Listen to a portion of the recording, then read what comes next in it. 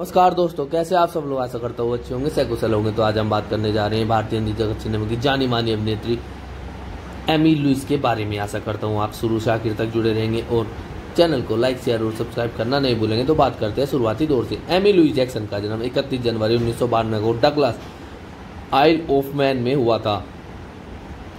Liverpool निवासी margherita और Elon Jackson की बेटी। उनकी एक बड़ी बहन है जिसका नाम एलिसिया है, जो एक शिक्षिका है। जैक्सन का पालन पोषण एक ईसाई के रूप में हुआ था। जब जैक्सन 2 साल की थी तो परिवार लिवरपूल लौट आया और अपनी दादी के साथ वुल्टन के उपनगर में रहने लगा ताकि उसके पिता बीबीसी रेडियो मर्सीसाइड के साथ अपना करियर जारी रख सके। बाद में उनके माता पिता का तलाक हो गया। उन्होंने वेस्ट डर्बी के उपनगर में सेंट एडवर्ड कॉलेज में पढ़ाई की और अपनी पहली फिल्म में कास्ट होने से पहले अंग्रेजी साहित्य, दर्शन और नैतिकता में A लेवल लेने का इरादा किया। जैक्सन एक ईसाई धर्म का पालन करने वाली और 2017 में जैक्सन ने लेंट के पश्चिमी ईसाई धार्मिक सत्र के पहले दिन इस बुधवार को उसके पालन के बारे में बात की थी। 2011 में एक दीवाना था। 2012 की फिल्मांकन के दौरान जैक्सन ने भारतीय अभिनेता प्रतीक बब्बर के साथ रिश्ता शुरू किया। 2012 में उनका ब्रेकअप हो गया। जैक्सन 2011 से 15 तक मुंबई में रही, फिर लंदन चली गई और उन्होंने दिसंबर 2015 में अंग्रेजी साइप्रट व्यवसायी एंड्रियास पानायियोटे के बेटे होटल व्यवसायी जॉर्ज पानायियोटे को डेट करना शुरू किया। जनवरी 2019 को जाम्बिया में उनकी सगाई हुई। उनके बेटे का जन्म 19 सितंबर 2019 को हुआ। बाद में 2021 में किसी अज्ञात तारीख को दोनों का ब्रेकअप हो गया। जैक्सन ने 2022 में अंग्रेजी अभिनेता एड वेस्टविक को डेट करना शुरू किया। 29 जनवरी 2024 को उन्होंने घोषणा की कि उन्होंने गस्टार्ड में सगाई कर ली और उसी साल 2024 अगस्त को रोका सिलेंटो कैंपानिया में शादी कर ली। उसी वर्ष 31 अक्टूबर को जैक्सन ने घोषणा की कि वह अपने दूसरे बच्चे और वेस्टविक के साथ पहले बच्चे के साथ सगाई की थी। और 24 मार्च 2025 को उन्होंने खुलासा किया कि उनके बेटे ऑस्कर अलेक्जेंडर का जन्म हुआ था। माफ़ कीजिए, पीछे एक गलती हो गई थी।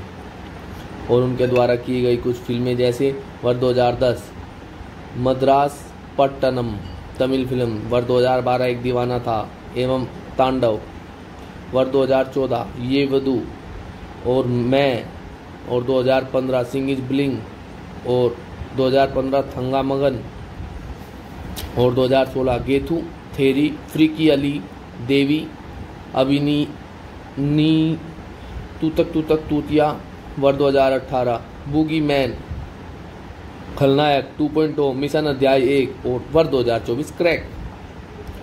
और उनके द्वारा अपने जीवन काल में कुछ टेलीविज़न धारावाहिक भी किए गए, जैसे कि वर्ष 2017 में सुपर इमरा की भूमिका में थी ये और आवर्ती भूमिका, और वर्ष 2018 गर्ल अर्दीन की भूमिका निभाई और आवर्ती भूमिका सीजन 3 से एपिसोड 9 तक ये इसमें शामिल रही। और इनके द्वारा फिल्में और नाटकों द्वारा किए गए कार्य के लिए इन्हें कुछ मान सम्मान और पुरस्कार भी मिले, जैसे वर्ष 2013 टाइम्स ऑफ इंडिया की 2012 की सबसे वांछनीय महिला #22 का पुरस्कार इन्हें प्राप्त हुआ। और वर्ष 2013 टाइम्स ऑफ इंडिया की सबसे होनहार महिला नवागंतुक, वर्ष 2012 में #7 फिल्म एक दीवाना था के लिए इन्हें यह पुरस्कार दिया गया। और अपने जीवन काल में Jackson BAFTA, Cannes film festival, British fashion awards और इंटरनेशनल फैशन वीक में नियमित रूप से भाग लेती रही। और गैर प्राथमिक स्रोत की आवश्यकता, वर्ष 2017 में उन्होंने मिलान फैशन वीक के दौरान ग्रीन कारपेट फैशन अवार्ड में एलेंजेस के लिए म्यूज के रूप में चुना गया था। उन्हें वोग, मेरी क्लेयर, कॉस्मोपॉलिटन, एले जैसी फैशन पत्रिकाओं के संपादकीय में भी दिखाया गया है। और Jackson being human, cash and rocket, Mumbai में सेंट जूड्स अस्पताल और भारत में बालिका शिक्षा कार्यक्रम जैसे चैरिटी के लिए एक राजदूत और प्रवक्ता भी हैं।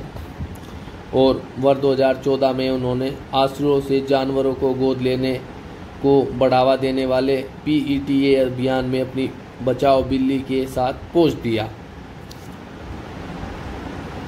और दोस्तों यही थी जैक्सन की जीवनी।